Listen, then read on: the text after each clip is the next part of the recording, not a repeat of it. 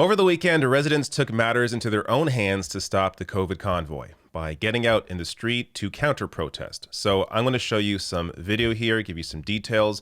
I'm also going to get to what's happened with the second fundraising attempt by this convoy and the hack that took place there, and also some polling on how Canadians feel about vaccine mandates.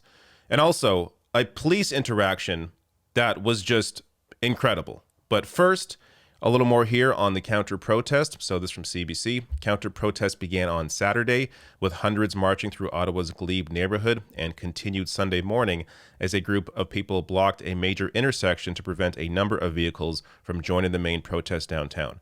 The impromptu blockade began to form on Sunday morning at about 9 a.m. when roughly 20 residents stepped into the intersection at Bank Street and Riverside Drive. The blockade grew to approximately 200 people by noon. Some carried signs saying "Go home truckers" and "Centertown neighbors deserve better." So this eventually grew even more to hundreds more, maybe potentially here thousands. This from James, who was one of the counter-protesters, saying, "I've never seen Ottawa like this before. 8+ hours now and still going. Thousands came out to blockade the convoy, take back our city, and demand justice for workers, not businesses like the faux freedom convoy. It's been such a positive crowd all day, a massive block party." So here's an image from that here. Now, if you want more information on this convoy and the people behind it and all that, I've done a couple of videos on that. I was also on the Young Turks discussing even more. So I will link to all that below the video on YouTube so you can check out more of those details. But I just want to give you an update in terms of what happened over this weekend with this counter-protest and some of the other events that took place. So this is just incredible. This is from Mackenzie Gray here of CTV National News, saying, while leaving the area, this driver hit this cop with his car. After that happened, the cop went up and asked the driver, quote, "So you're not going to hit me with your vehicle again?" "No, sir," replies the protester before he drives off. Can you imagine any other scenario? An Indigenous protester, a Black Lives Matter protester, hits a cop with their car, and apparently, according to this video, multiple times. So let me play this video for you to show you this insane interaction. So you understand what I said? Okay, so you're not going to hit me with your vehicle again. He's hit you twice, arrest him.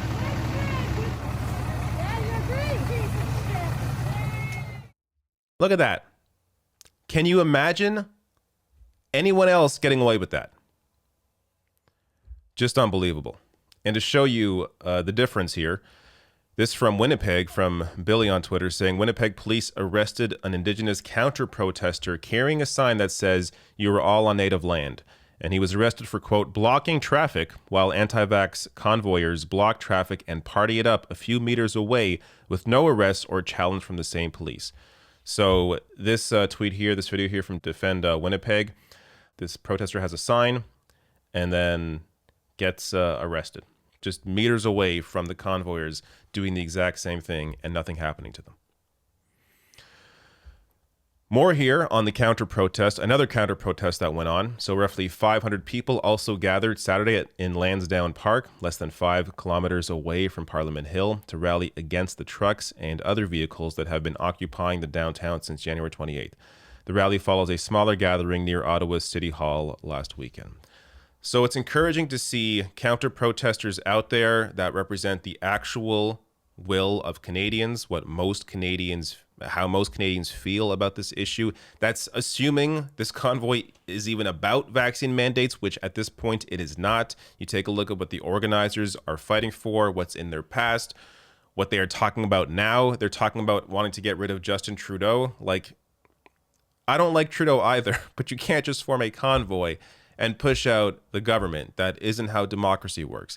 But it gives you an idea, especially when they are not fighting for actual working class issues. It gives you an idea what this convoy is really about. They are not bringing up wage theft that truckers often face. They are not bringing up how a lot of truckers are categorized by their employers as contractors instead of employees, allowing their bosses to skirt regulators and get away with mistreating their workers, their truckers. So these issues are not being raised in this so-called working class convoy. So I've discussed more of that, in previous videos, but it's at this point, I hope most people realize that this is not a convoy that's really about, public health measures, as we've seen what it has turned into. But a little more here. So in terms of the fundraising aspect of this, so initially the convoy was on GoFundMe. They then moved to Give, Send, Go after the GoFundMe was taken down. Well, this was hacked. So if you had donated to Give, Send, Go to this convoy, very likely your information was now leaked in terms of what your name is and I guess how much you gave to this convoy. That information now appears to be out there. So Give, Send, Go was hacked. It was now, or at the time when it was hacked, it was redirecting to givesendgone.wtf, and a video from the Disney film Frozen was appearing alongside a manifesto condemning the website and the Freedom Convoy.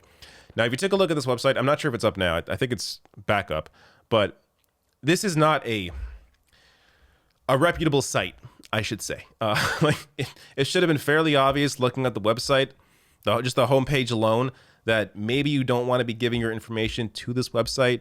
The technology clearly in the back end was not all that solid, so it was easily hacked, and the information, this was put up there, the information leaked, giving us an idea in terms of countries where a lot of this money is coming from. So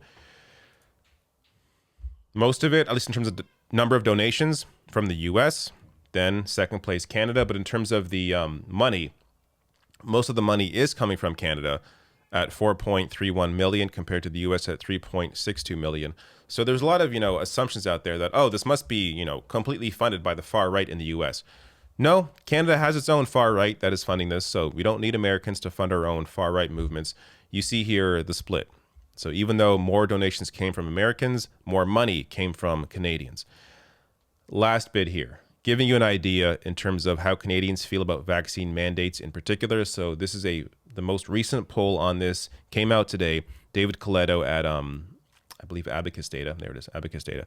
So taking a look at the results here, 37% say it is too big an infringement on individual choice and vaccination should be encouraged but not required, while 63% say for at least the next year or two, it is a good idea to require people to get vaccinated against COVID unless they have a valid medical exemption to avoid another major outbreak. And you also see the split in terms of province. Every single province, the majority of residents agree with requiring vaccinations. So, and there's more, again, this is one poll, but other polls show the exact same thing. More people support vaccine mandates than not.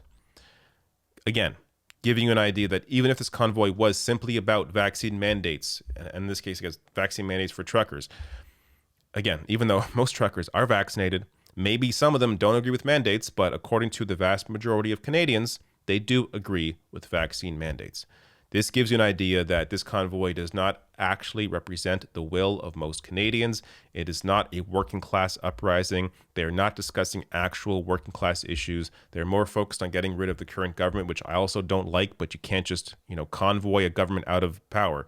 So and of course they have very different reasons for not liking this government than I do. But it gives you an idea that this convoy, again, does not represent the true working class, but it's good to see counter protesters out there exposing that.